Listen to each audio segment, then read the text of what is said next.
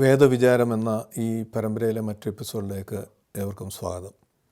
പ്രാർത്ഥനയോടുകൂടി ഇന്നത്തെ വചന ശുശ്രൂഷയിലേക്ക് നമുക്ക് പ്രവേശിക്കാം.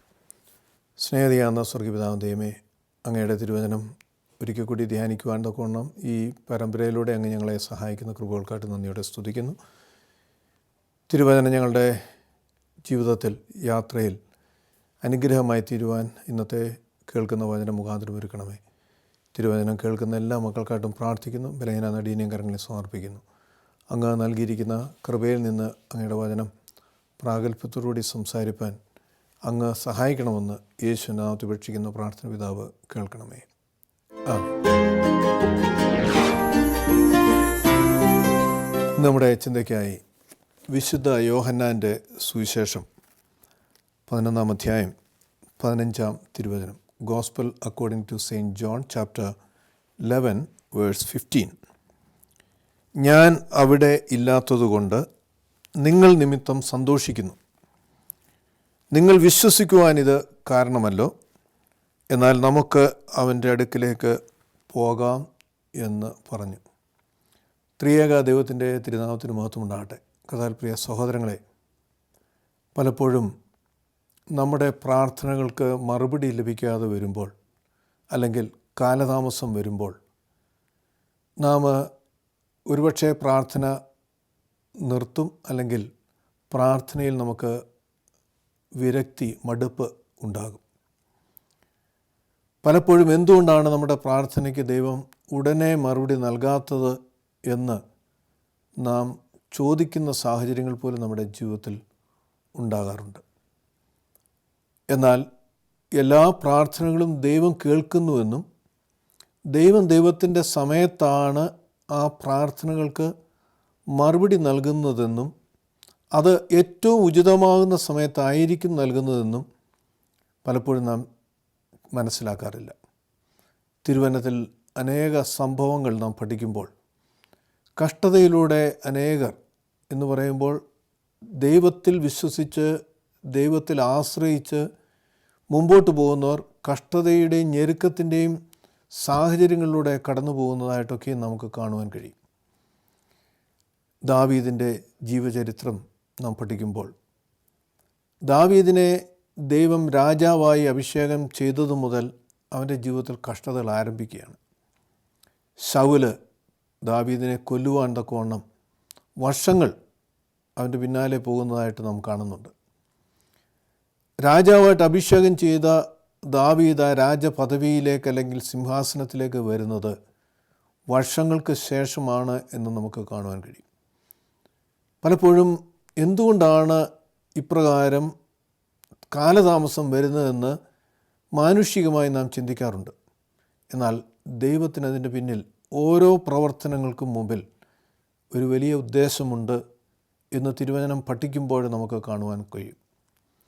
ഇവിടെ നമുക്കറിയാം, വിശുദ്ധ യോഹന്നാൻ്റെ സുവിശേഷം 11-ാം അധ്യായം ലാസറിനെ യേശു ഉയർപ്പിക്കുന്ന സംഭവമാണ് നമുക്ക് വായിക്കുവാൻ കഴിയുന്നത്.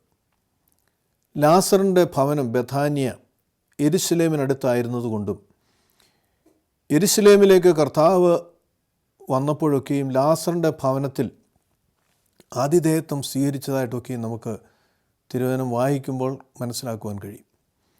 ലാസറിൻ്റെ ഭവനത്തെ യേശു സ്നേഹിച്ചിരുന്നു. ലാസറിനെയും അവൻ്റെ സഹോദരിമാരായ മാർത്തയും മറിയയും യേശു സ്നേഹിച്ചിരുന്നു എന്ന് നമുക്ക് കാണുവാൻ കഴിയും. എന്നാൽ കർത്താവിൻ്റെ പീഡാനുഭവങ്ങൾ അല്ലെങ്കിൽ കുരിശു മരണത്തിന് ഏതാനും ദിവസങ്ങൾക്ക് മുമ്പ് അവരൊരു വലിയ പ്രതിസന്ധിയിലാകുകയാണ്. യേശു അധികമായി സ്നേഹിച്ചിരുന്ന ഈ ഭവനത്തിൽ ഒരു പ്രയാസം ഉണ്ടാകുന്നതായിട്ട് നമുക്ക് കാണുവാൻ കഴിയും. വിശുദ്ധ യോഹന്നാൻ്റെ സുവിശേഷം 11-ാം അധ്യായം ആദ്യ തിരുവചനത്തിലേക്ക് നാം വരുമ്പോൾ നാം ഇപ്രകാരം വായിക്കുകയാണ്. മറിയയുടെയും അവളുടെ സഹോദരിയായ മാർത്തയുടെയും ഗ്രാമമായ ബഥാനിയയിൽ ലാസർ എന്ന ഒരുവൻ രോഗിയായി കിടന്നിരുന്നു. ഈ മറിയായിരുന്നു കർത്താവിനെ പരിമള തൈലം പൂശി തൻ്റെ തലമുടി കൊണ്ട് അവൻ്റെ കാൽ തുടച്ചത്. അവളുടെ സഹോദരനായ ലാസർ ആയിരുന്നു രോഗിയായി കിടന്നത്.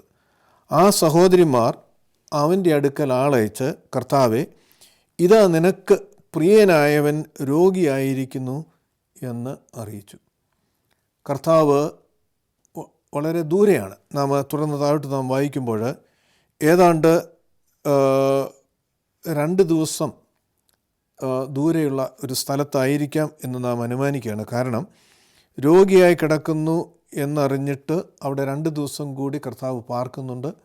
അവിടെ നിന്നും കർത്താവ് ഇവരുടെ ഭവനത്തിലേക്ക് വരുമ്പോഴേക്കും ലാസർ മരിച്ച് അടക്കം ചെയ്തിട്ടുണ്ട് 4 ദിവസങ്ങൾ കഴിഞ്ഞു. അപ്പോൾ ദൂരെയുള്ള ഒരു സ്ഥലത്തേക്ക് ലാസറിൻ്റെ അസുഖം അറിയിച്ചുകൊണ്ട് ലാസറിൻ്റെ സഹോദരിമാരായ മാർത്തയും മറിയയും ആളെ അയക്കുകയാണ്.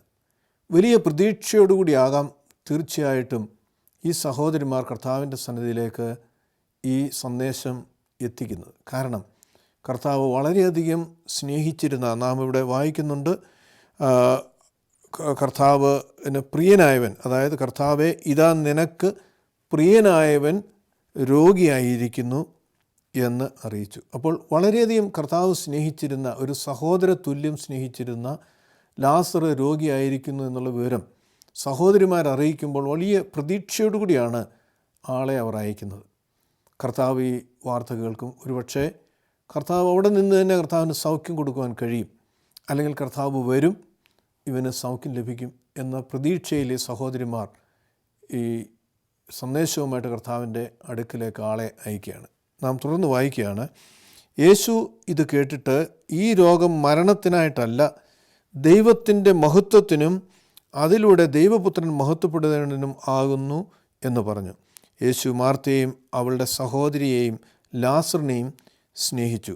അവൻ രോഗിയായി കിടക്കുന്നു എന്ന് കേട്ടിട്ടും താൻ അന്നായിരുന്ന സ്ഥലത്ത് അവൻ 2 ദിവസം കൂടി പാർത്തു. അപ്പോൾ ഈ വാർത്ത കേട്ടു, കർത്താവ് ഇത് അറിഞ്ഞു.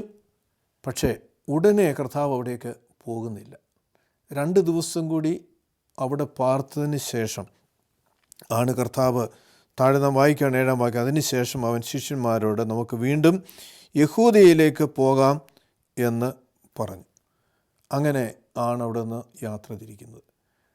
വളരെ പ്രതീക്ഷയോടുകൂടി കർത്താവിൻ്റെ സന്നിധിയിലേക്ക് ഈ സന്ദേശം അയച്ച സഹോദരിമാർക്ക് വലിയ ദുഃഖത്തിൻ്റേതാകുന്ന കാരണമായി തീരുന്നതായിട്ട് നാം കാണുകയാണ്. കാരണം ലാസർ മരിച്ചു. കർത്താവ് എത്തിയപ്പോഴേക്കും ലാസർ മരിച്ചിരുന്നു. ലാസറിനെ അവർ അടക്കം ചെയ്തിരുന്നു. അപ്പോൾ ഈ സഹോദരിമാരുടെ എല്ലാ പ്രതീക്ഷകളും അസ്തമിക്കുകയാണ്. നാം അതിൻ്റെ മറ്റൊരു വശം നാം മനസ്സിലാക്കേണ്ടത്, കർത്താവിനെ അന്ന് യഹൂദന്മാരൊക്കെയും വെറുത്തിരുന്നു നമുക്ക് കാണുവാൻ കഴിയും. ഇപ്പോൾ ഈ ബഥാനിയയിലെ ഭവനം വാസ്തവത്തിൽ യഹൂദന്മാർക്ക് ഒരു ചർച്ചാ വിഷയമായിരുന്നേക്കാം. കാരണം കർത്താവ് യെരുശലേമിൽ വരുമ്പോൾ ഇവരുടെ ഭവനത്തിൽ കർത്താവ് താമസിക്കുന്നു.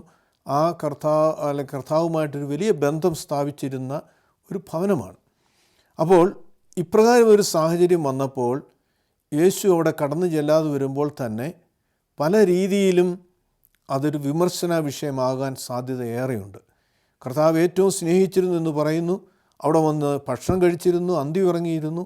എന്നിട്ടും ഒരു വലിയ പ്രതിസന്ധിയുടെ നടുവിൽ ഈ ഭവനമായിരുന്നപ്പോൾ എന്തുകൊണ്ട് കർത്താവ് അവിടെ വന്നില്ല, അല്ലെങ്കിൽ എന്തുകൊണ്ട് ഈ പ്രതിസന്ധിയെ അതിജീവിക്കുവാൻ കർത്താവ് അവരെ സഹായിച്ചില്ല എന്നുള്ള ചോദ്യം തീർച്ചയായിട്ടും ഇവർക്ക് അവിടെ കേൾക്കുവാൻ കഴിഞ്ഞിരുന്നേക്കാം.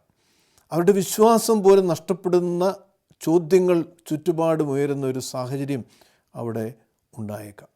എന്നാൽ നാം വായിക്കുകയാണ്, കർത്താവ് പറയുകയാണ്, ഈ രോഗം മരണത്തിനായിട്ടല്ല, ദൈവത്തിൻ്റെ മഹത്വത്തിനും അതിലൂടെ ദൈവപുത്രൻ മഹത്വപ്പെടേണ്ടതിനും ആകുന്നു എന്ന് പറഞ്ഞു. അപ്പോൾ ഇത് ഇപ്രകാരം സംഭവിച്ചെങ്കിൽ മാത്രമേ ദൈവത്തിൻ്റെ നാമം മഹത്വപ്പെടുകയുള്ളൂ എന്ന് കർത്താവ് അവരെ സൂചിപ്പിക്കുകയാണ്.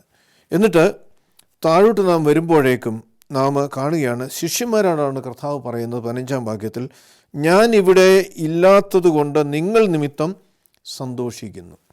നിങ്ങൾ വിശ്വസിക്കുവാൻ ഇത് കാരണമാകുമല്ലോ, എന്നാൽ നമുക്ക് അവൻ്റെ അടുക്കിലേക്ക് പോകാം എന്ന് പറഞ്ഞു.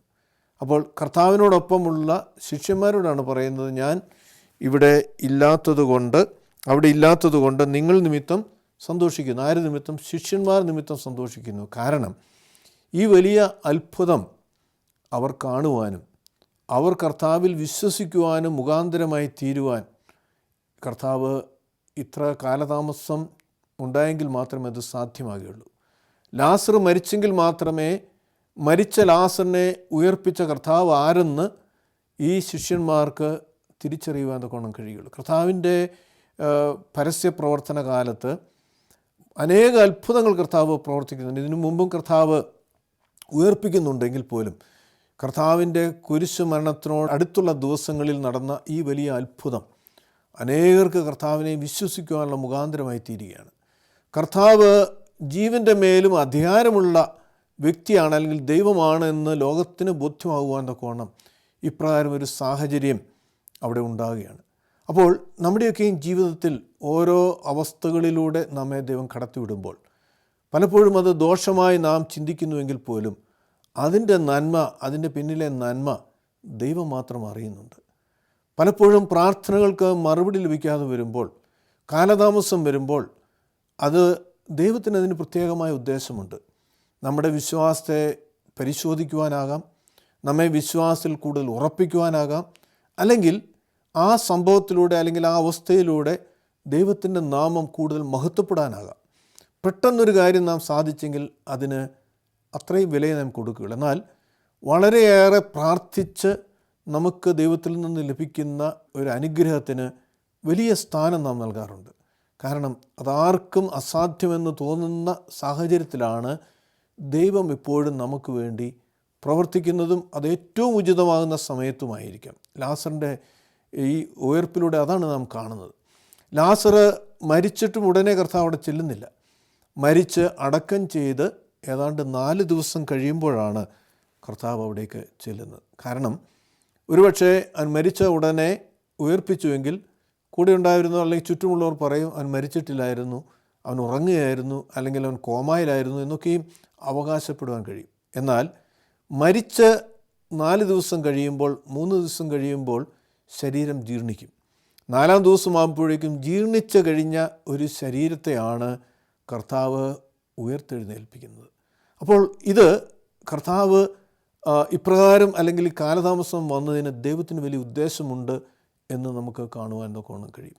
നമ്മുടെയൊക്കെയും ആത്മീയ ജീവിതത്തിൽ കാലതാമസം പ്രാർത്ഥനയിൽ ഉണ്ടാകുമ്പോൾ നാം നിരാശപ്പെട്ടു പോകാറുണ്ടോ? പ്രതീക്ഷകൾ അസ്തമിക്കാറുണ്ടോ? ദൈവത്തിലുള്ള വിശ്വാസം കുറഞ്ഞു പോകാറുണ്ടോ എന്ന് നാം പരിശോധിക്കണം. ഓരോ സംഭവങ്ങളും ദൈവിക പ്രവർത്തനങ്ങൾ നാം പരിശോധിക്കുമ്പോൾ ദൈവത്തിൻ്റെ പദ്ധതി വളരെ വലുതാണ്. മനുഷ്യൻ ചിന്തിക്കുന്ന തരങ്ങളിലല്ല ദൈവം പ്രവർത്തിക്കുന്നത് എന്ന് നമുക്ക് കാണുവാൻ തക്കവണ്ണം കഴിയും. തിരുവചനത്തിൽ യെശയ്യാ പ്രവചനം, നിങ്ങളുടെ വഴികളല്ല എൻ്റെ വഴികൾ, എൻ്റെ വഴികൾ നിങ്ങൾ ചിന്തിക്കുന്നതിനുപരിയാണ് എന്ന് നമുക്ക് വായിക്കുവാൻ തക്കവണ്ണം കഴിയും. അപ്പോൾ ദൈവത്തിൻ്റെ വഴികൾ മനുഷ്യൻ ചിന്തിക്കുന്ന തരത്തിലല്ല, ദൈവിക പ്രവർത്തനങ്ങളും അപ്രകാരമല്ല. മാത്രമല്ല, ഒരിക്കൽ പ്രവർത്തിച്ചതുപോലെയല്ല പിന്നീടൊരിക്കൽ ദൈവം നമുക്ക് വേണ്ടി പ്രവർത്തിക്കുന്നു. അപ്പോൾ നാം ഒരു വ്യവസ്ഥ വെച്ച് ഒരിക്കലും നാം പ്രാർത്ഥിക്കരുത്. നാം മറ്റൊരാൾക്കൊരു സംഭവം അല്ലെങ്കിൽ ഒരു പ്രശ്നത്തിന് ദൈവം ഒരു രീതിയിൽ പരിഹാരം നൽകിയെങ്കിൽ ദൈവമേ അപ്രകാരം എനിക്കും നീ പരിഹാരം നൽകണമേ എന്നല്ല നാം പ്രാർത്ഥിക്കണം. ദൈവത്തിൻ്റെ ഇഷ്ടം പോലെ, ഇഷ്ടം പോലെ ദൈവം പ്രവർത്തിച്ചോളട്ടെ. അത് ദൈവത്തിൻ്റെ സമയം ഒരുപക്ഷെ നാം ചിന്തിക്കുന്നതിനേക്കാൾ നീണ്ടുപോയെന്നേക്കാം. എന്നാൽ അവിടെയും വിശ്വാസത്തോടു കൂടി കാത്തിരിക്കുമ്പോഴാണ് ദൈവത്തിൻ്റെ നാമം അതിലൂടെ മഹത്വപ്പെടുന്നത് എന്ന് നമുക്ക് കാണുവാൻ കഴിയും. 25-ാം വാക്യത്തിലേക്ക് വരുമ്പോൾ നാം വായിക്കുകയാണ്, യേശു അവളോട്, ഞാൻ തന്നെ പുനരുത്ഥാനവും ജീവനുമാകുന്നു, എന്നിൽ വിശ്വസിക്കുന്നവൻ മരിച്ചാലും ജീവിക്കും. യേശു പുനരുത്ഥാനവും ജീവനുമാണ് എന്ന് പറയുമ്പോൾ ജീവൻ്റെ മേൽ അധികാരമുള്ളവനാണ് യേശു. യേശുവിന് മാത്രമേ, അല്ലെങ്കിൽ ദൈവത്തിന് മാത്രമേ ജീവൻ്റെ മേൽ അധികാരമുള്ളൂ. ഒരു ജീവനെ നൽകുവാനും ജീവനെ എടുക്കുവാനുമുള്ള അധികാരം ദൈവത്തിന് മാത്രമാണ്. അത് മനുഷ്യനിൽ നിക്ഷിപ്തമായിട്ടുള്ള കാര്യമല്ല. അതുകൊണ്ട് ആ ഒരു വലിയ അനുഭവം അവർക്കുണ്ടാകുവാൻ തക്കവണ്ണം കർത്താവ് അവിടെ കാലതാമസം മനഃപൂർവ്വം സൃഷ്ടിക്കുന്നതായിട്ട് നാം കാണുകയാണ്. ഇവർ മാത്രമല്ല, പിന്നെയോ കർത്താവിനോടൊപ്പമുള്ള ശിഷ്യന്മാരും അവരെ വിശ്വാസം വളർത്തുവാൻ. കാരണം കർത്താവ് ഇവിടെ നിന്ന് ഈ ലോകത്തു നിന്ന് കടന്നു പോകും. വലിയ ദൗത്യം ഏൽപ്പിച്ചിട്ട് കർത്താവ് ശിഷ്യന്മാരെ ഏൽപ്പിച്ചിട്ട് കടന്നു പോകുമ്പോൾ ഈ ശിഷ്യന്മാർക്കും അപ്രകാരമുള്ള വിശ്വാസമുണ്ടെങ്കിൽ മാത്രമേ ആ ഏൽപ്പിച്ച ദൗത്യം തുടർന്ന് അവർക്ക് മുമ്പോട്ട് കൊണ്ടുപോകാൻ കഴിയുകയുള്ളൂ. അതുകൊണ്ട് അവരെ വിശ്വാസത്തിൽ ഉറപ്പിക്കുവാൻ, അതുകൊണ്ടാണ് കർത്താവ് പറയുന്നത്, ഞാൻ അവിടെ ഇല്ലാത്തതുകൊണ്ട് നിങ്ങൾ നിമിത്തം സന്തോഷിക്കുന്നു. ശിഷ്യന്മാർ നിമിത്തം അവരും ഇത് കണ്ടു വിശ്വസിക്കണം. യേശുവിന് മരണത്തിന്മേൽ ജീവൻ്റെ മേൽ അധികാരമുള്ള ദൈവമാണ്. മാത്രമല്ല ഈ മരണത്തെ ജയിക്കുന്ന കർത്താവ് കൂടിയാണ്. നമുക്കറിയാം, ദിവസങ്ങൾ അല്ലെങ്കിൽ ആഴ്ചകൾ കഴിയുമ്പോൾ മരിച്ച 3 ദിവസം കഴിഞ്ഞ കർത്താവ് ഉയർത്തെഴുന്നേൽക്കുകയാണ്. അപ്പോൾ ജീവൻ്റെ മേൽ അല്ലെങ്കിൽ മരണത്തിൻ്റെ മേൽ അധികാരമുള്ള ദൈവത്തെ അവർ രുചിച്ചറിയുവാനുള്ള ഒരു വലിയ സംഭവമാക്കി ഇതിനെ തീർക്കുന്നതായിട്ട് നമുക്ക് കാണുവാൻ തൊക്കണം കഴിയും. പുറപ്പാട് പുസ്തകത്തിലേക്ക് വരുമ്പോൾ നമുക്ക് ഇപ്രകാരമുള്ള മറ്റൊരു സംഭവം കാണുവാൻ കഴിയും. പുറപ്പാട് പുസ്തകം 3-ാം അധ്യായത്തിൻ്റെ 7-ാമത്തെ വാക്യം, യഹോവ അരുളി ചെയ്തത്, മിസ്രൈമിലുള്ള എൻ്റെ ജനത്തിൻ്റെ കഷ്ടത ഞാൻ നിശ്ചയമായും കണ്ടിരിക്കുന്നു. ദുഷ്ടന്മാരായ മേലധികാരികൾ നിമിത്തമുള്ള അവരുടെ നിലവിളി ഞാൻ കേട്ടിരിക്കുന്നു. ഞാൻ അവരുടെ സങ്കടങ്ങൾ അറിയുന്നു. മിസ്രൈം അടിമത്തത്തിൽ 430 വർഷം, 400 വർഷം അടിമത്വവും 30 വർഷം യോസഫിൻ്റെ ഭരണം അല്ലെങ്കിൽ അതിനോടനുബന്ധിച്ച് ഉള്ള കാലയളവ്, അങ്ങനെ ഏതാണ്ട് 430 വർഷക്കാലം മിസ്രൈമിൽ ഇസ്രായേൽ ജനത കഴിയുകയാണ്. 400 വർഷം അടിമത്തത്തിൽ കഴിയുകയാണ്. അപ്പോൾ അവരുടെ നിലവിളി ദൈവത്തിൻ്റെ സന്നിധിയിലെത്തും. എന്തുകൊണ്ടാണ് അവർ നിലവിളിക്കുന്നത്? അവരെ ഏറെ പീഡിപ്പിക്കുന്ന ഒരു സാഹചര്യം നമുക്ക് 1-ാം അധ്യായം 8 മുതലുള്ള തിരുവചനത്തിൽ കാണുവാൻ കഴിയും. 8 മുതൽ നാം വായിക്കുമ്പോൾ, പുറപ്പാട് പുസ്തകം 1-ാം അധ്യായം 8 മുതൽ വായിക്കുമ്പോൾ, അപ്പോൾ യോസഫിനെ അറിയാത്ത പുതിയൊരു രാജാവ് മിസ്രൈമിൽ അധികാരമേറ്റു. അവൻ തൻ്റെ ജനത്തോട്, ഇതാ ഇസ്രായേൽ ജനം വർദ്ധിച്ച് നമ്മേക്കാൾ പ്രബലരായി തീർന്നിരിക്കുന്നു. നാം അവരോട് വിവേകപൂർവ്വം പെരുമാറണം. അല്ലെങ്കിൽ അവർ ഇതിലും വർദ്ധിക്കുകയും ഒരു യുദ്ധമുണ്ടാകുകയാണെങ്കിൽ നമ്മുടെ ശത്രുക്കളോട് ചേർന്ന് നമുക്കെതിരെ യുദ്ധം ചെയ്യുകയും ദേശം വിട്ടുപോവുകയും ചെയ്യും എന്ന് പറഞ്ഞു. അങ്ങനെ കഠിനാധ്വാനം കൊണ്ട് അവരെ പീഡിപ്പിക്കുന്നതിനായി അവരുടെ മേൽ ദുഷ്ടന്മാരായ മേലധികാരികളെ നിയമിച്ചു. അവർ ഫറവോന് വേണ്ടി ഫീദോം, ദയംസെസ് എന്നീ സംഭരണ നഗരങ്ങൾ നിർമ്മിച്ചു. എന്നാൽ അവർ പീഡിപ്പിക്കും തോറും ജനം വർദ്ധിക്കുകയും എല്ലായിടത്തും വ്യാപിക്കുകയും ചെയ്തു. അതുകൊണ്ട് മിസ്രൈമ്യർ ഇസ്രായേൽ മക്കളെ ഭയപ്പെട്ടു. അപ്പോൾ ഇസ്രായേൽ ജനത വർദ്ധിക്കുകയാണ്, വളരുകയാണ്. മിസ്രൈം ജനതയേക്കാൾ ഉപരിയായത് അവർ ആയിത്തീരുകയും ഇവരോട് യുദ്ധം ചെയ്ത് അവരെ തോൽപ്പിക്കുകയും അവരെ കീഴടക്കുകയും ചെയ്യുമെന്നുള്ള ഭയമാണ് ഇസ്രായേൽ ജനതയെ പീഡിപ്പിക്കുവാൻ തക്കവണ്ണം ഫറവോ തീരുമാനമെടുക്കുകയും അങ്ങനെ പ്രവർത്തിക്കുകയും ചെയ്യുന്നത്. അങ്ങനെ പീഡനങ്ങളിലായിരിക്കുന്ന ഇസ്രായേൽ ജനത ദൈവത്തോട് നിലവിളിക്കുകയാണ്. കാരണം അവരുടെ ഈ വലിയ പ്രതിസന്ധിയിൽ ആർക്കും അവരെ വിടുവിക്കാൻ കഴിയില്ല. ദൈവത്തോട് നിലവിളിക്കുകയാണ്. അപ്പോൾ ദൈവം പറയുകയാണ്, എൻ്റെ ജനത്തിൻ്റെ കഷ്ടത ഞാൻ കണ്ടിരിക്കുന്നു. ദുഷ്ടന്മാരായ മേലധികാരികൾ നിമിത്തമുള്ള അവരുടെ നിലവിളി ഞാൻ കേട്ടിരിക്കുന്നു. അവരുടെ സങ്കടങ്ങൾ അറിയുന്നു. അപ്പോൾ ഇപ്രകാരം ഈ കഷ്ടതകളിലൂടെ, പീഡനങ്ങളിലൂടെ ദൈവം തിരഞ്ഞെടുത്ത ദൈവത്തിൻ്റെ സ്വന്തം ജനത എന്തുകൊണ്ട് കടന്നുപോയി എന്ന് ഒരുപക്ഷെ നാം ചിന്തിച്ചേക്കാം. അതിനും ദൈവത്തിന് വലിയ ഉദ്ദേശമുണ്ട്. ഇത് ഉൽപ്പത്തി പുസ്തകത്തിൽ തന്നെ നാം വായിക്കുന്നുണ്ട്. 15-ാം അധ്യായം 13-14 തിരുവചനത്തിൽ അബ്രാഹാമിനോട് ദൈവം പറയുകയാണ്, അപ്പോൾ അവൻ അബ്രാഹാമിനോട് അരുളി ചെയ്തത്, നിന്റെ സന്തതി തങ്ങളുടേതല്ലാത്ത ഒരു ദേശത്ത് 400 വർഷം പരദേശികളും അടിമകളുമായി പീഡിപ്പിക്കപ്പെടുമെന്ന് നീ നിശ്ചയമായും അറിഞ്ഞുകൊള്ളുക. പക്ഷേ അവർ അടിമകളായി സേവിക്കുന്ന ജനതയെ ഞാൻ ന്യായം വിധിക്കും. അതിനുശേഷം വളരെ സമ്പത്തോടുകൂടി അവിടം വിട്ട് പോരും. ഇത് ഈ സംഭവിക്കുന്ന അല്ലെങ്കിൽ ഈ അടിമത്തത്തിൽ കഴിയുന്നതിന് പതിറ്റാണ്ടുകൾക്ക് മുമ്പ് അബ്രാഹാമിനോട് ദൈവം പറഞ്ഞതാണ്, അവരെ ഇപ്രകാരം ഞാൻ കടത്തിവിടും. 400 വർഷം അടിമത്തത്തിലൂടെ അവരെ ഞാൻ കടത്തിവിടും. അപ്പോൾ അബ്രാഹാമിൻ്റെ ജീവിതം കഴിഞ്ഞു. അബ്രാഹാമിൻ്റെ കാലശേഷം, ഇസാക്കിൻ്റെ കാലശേഷം, യാക്കോബിൻ്റെയും കാലശേഷം, യാക്കോബിലൂടെ ഉണ്ടായ 12 മക്കളിൽ യോസഫ്, നമുക്കറിയാം യോസഫ് എങ്ങനെയാണ് ഈ മിസ്രൈമിൽ അധികാരത്തിൽ വന്നത്. യോസഫിനെ തൻ്റെ സഹോദരന്മാർ വിറ്റു.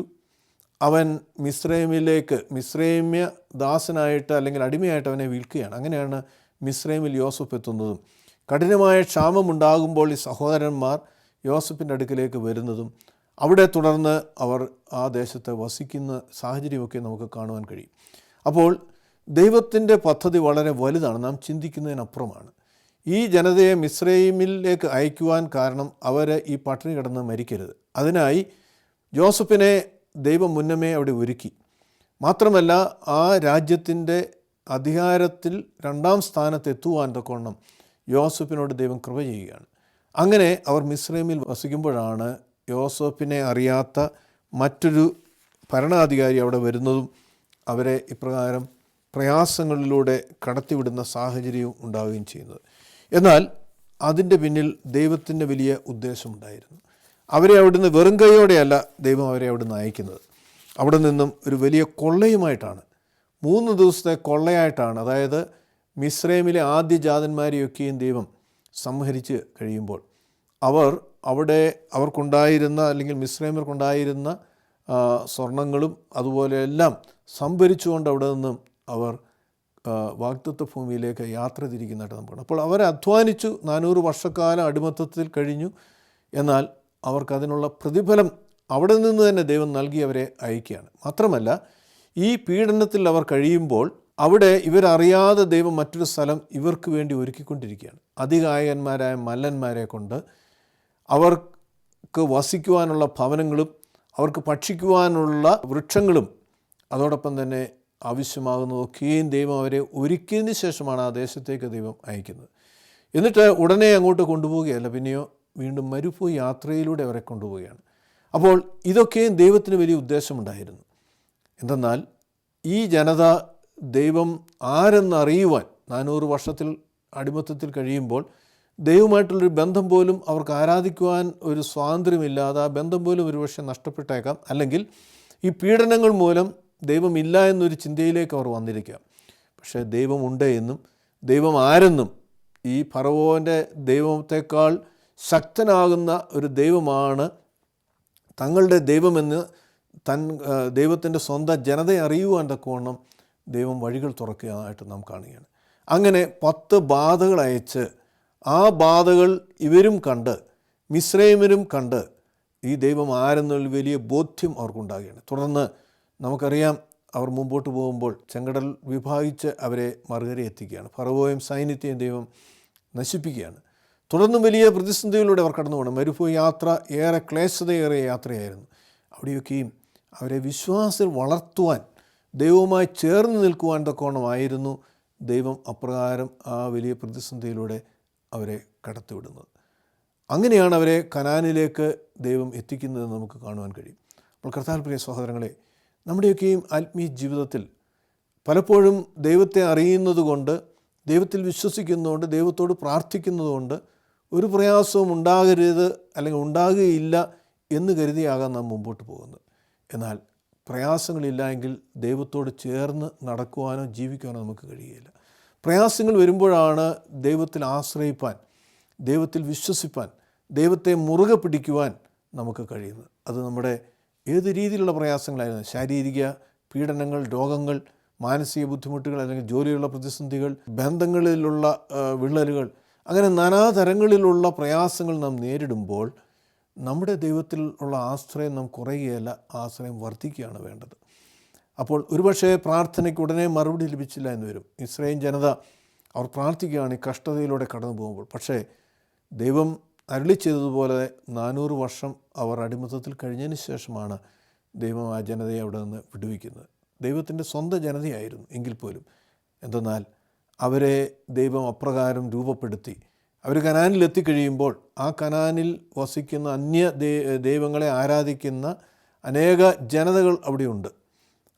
കനാനിയർ, എബൂസിയർ, മിഥാനിയർ, ഇങ്ങനെ നാം അനേക ജനതകളെക്കുറിച്ച് അവിടെ വായിക്കാൻ കഴിയും. അവർ അന്യ ദൈവങ്ങളെ ആരാധിക്കുന്നവരായിരുന്നു. പക്ഷെ അവരുടെ ഇടയിൽ സത്യദൈവം ആരെന്ന് അവരെ മനസ്സിലാക്കുക മാത്രമല്ല, അവരിലൂടെ ആ ജനതയും അറിയുവാൻ തക്കവണ്ണം കർത്താവ് അവർക്ക് വേണ്ടി ഇപ്രകാരമുള്ള സാഹചര്യത്തിലൂടെ കടത്തിവിട്ടവരെ വിശ്വാസത്തിൽ ഉറപ്പിക്കുവാൻ തക്കവണ്ണമാണ് എന്ന് നമുക്ക് കാണുവാൻ തക്കവണ്ണം കഴിയും.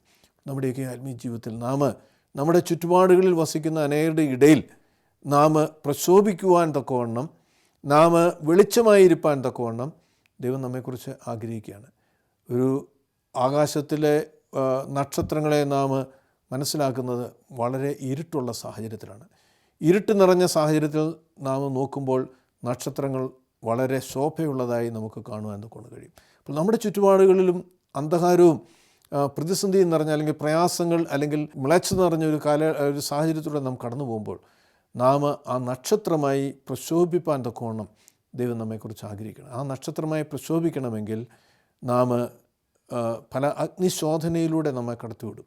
നമുക്കറിയാം, സ്വർണം വളരെ മനോഹരമായ ഒരു ആഭരണമാക്കി അതിനെ മാറ്റുന്നത് അത് വളരെ തീച്ചൂളയിലുള്ള ഒരു പ്രോസസ്സിലൂടെ കടത്തിവിട്ടതിന് ശേഷമാണ്. അപ്പോൾ നമ്മുടെയൊക്കെയും ജീവിതയാത്രയിൽ പ്രയാസങ്ങളും പ്രശ്നങ്ങളും പ്രതിസന്ധികളും നാം കടന്നു വരുമ്പോൾ അത് ദൈവത്തിൻ്റെ അറിവോടുകൂടിയാണ്. ദൈവം അറിയാതെ നമ്മുടെ ജീവിതത്തിലൊന്നും സംഭവിക്കുന്നില്ല എന്ന് വിശ്വസിച്ചുകൊണ്ട്, ദൈവത്തിൽ ആശ്രയിച്ചുകൊണ്ട്, ആ വലിയ അനുഗ്രഹങ്ങൾ ദൈവം തക്ക സമയത്ത് ഉത്തരമരുളുന്ന ദൈവം എന്നുള്ള വിശ്വാസത്തോടുകൂടി, ജീവൻ്റെ മേലും മരണത്തിൻ്റെ മേലും അധികാരമുള്ള ദൈവത്തിലാണ് നാം വിശ്വസിക്കുന്നതെന്ന് മനസ്സിലാക്കിക്കൊണ്ട് നമ്മുടെ ആത്മീയ യാത്ര നമുക്ക് തുടരാം. ദൈവം അനുഗ്രഹമായി നമ്മെ ഓരോരുത്തരെയും നയിക്കട്ടെ. ദൈവത്തിൻ്റെ അനുഗ്രഹങ്ങളെ നമ്മെ ഓരോരുത്തരെയും അനുദിനം ദൈവം നയിക്കട്ടെ എന്ന് നമുക്ക് പ്രാർത്ഥിക്കാം.